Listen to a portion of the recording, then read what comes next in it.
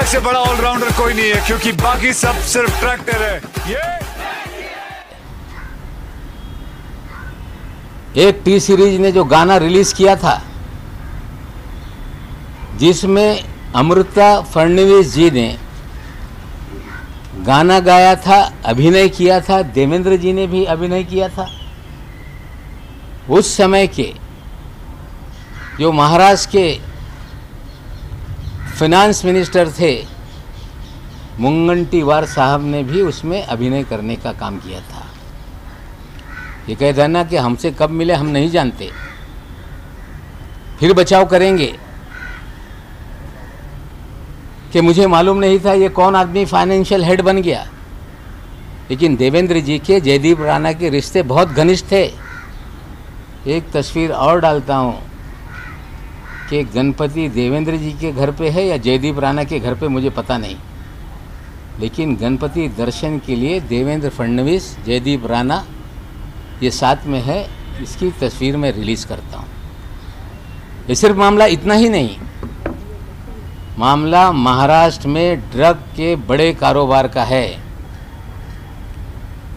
कल मैंने कहा था कि देवेंद्र फडणवीस का एक वजह इसी शहर में रहता है, नीरज गुंडे, जिसको पूरी तरह से पिछली सरकार में मुख्यमंत्री निवास में एक्सेस था, मुख्यमंत्री कार्यालय में एक्सेस था, सारे अधिकारियों के चैम्बर में एक्सेस था, सारे पुलिस के ट्रांसफ़र वो तय करता था, ब्यूरोक्रेसी के ट्रांसफ़र वो तय करता था, और पूरी तरह से उगाही उसी के जरिए महाराष्ट्र में की जाती थी। और देवेंद्र जी जब भी नई मुंबई की तरफ, पूना की तरफ प्रस्थान करते थे, तो शाम में उनके घर में हाजिरी लगती थी और लगातार नीरज गुंडे के घर पर वो बैठते थे, और वहीं से सारा देवेंद्र जी का माया जाल चलता था। सरकार बदलने के बाद महाराष्ट्र में जो भी केंद्रीय एजेंसियां हैं, चाहे ईडी हो, चाहे सीबीआई हो, चाहे इनकम टैक्स हो, चाहे एनसीबी हो, यही देवेंद्र जी का वाजे सारे कार्यालयों में फिरता नजर आ रहा है। अधिकारियों के तबादले में भी करोड़ों रुपए वसूले जा रहे हैं। समीर दाऊद वानखेड़े, जो पिछले 14 साल में इस शहर में लगातार अलग अलग विभाग में काम करता है,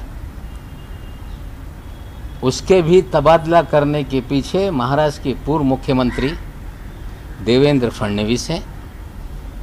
और उसे लाया इसीलिए गया कि आप पब्लिसिटी करके नाजायज लोगों को फंसाया जाए, और ड्रग का खेल इस मुंबई और गोवा में चलता रहे, इसलिए समीर वानखेड़े को लाया गया। बड़े बड़े ड्रग पेडलर, चाहे वो काशिफ खान हो, उसे छोड़ दिया जाता है। ऋषभ सचदेवा को, आमिर फर्नीचर वाला को और प्रतीक गाबा को छोड़ दिया जाता है। सारा ड्रग का खेल ये देवेंद्र जी के इशारे पे इस राज्य में चल रहा है। जिम्मेदारी से कहता हूं कि प्रतीक गाबा कौन है, प्रतीक गाबा को क्यों छोड़ा गया, प्रतीक गाबा इस शहर में क्या करता है, किन होटलों में पार्टी ऑर्गेनाइज करता है, एक टेबल की कीमत 5 लाख, 10 लाख, 15 लाख कैसे होती है। मैं आज प्रतीक गाबा के बारे में नहीं बताऊंगा, लेकिन इस खेल में प्रतीक गाबा सबसे बड़ा किरदार है, जो आने वाले दिनों में उसको हम आप लोगों के सामने रखेंगे। पूरा ड्रग का मास्टरमाइंड, ड्रग के खेल का मास्टरमाइंड, हमें लगता है महाराष्ट्र का पूर्व मुख्यमंत्री है क्या, ये सवाल हमारे दिमाग में खड़ा हो रहा है। क्यों नीरज गुंडे जाकर बैठता है, क्यों बीजेपी के लोग छूट जाते हैं, और ये कह देना कि मेरा कोई संबंध नहीं, यही कहेंगे कि हमें पता नहीं था, पता था। आपके नाक के नीचे ड्रग का धंधा चलता रहा।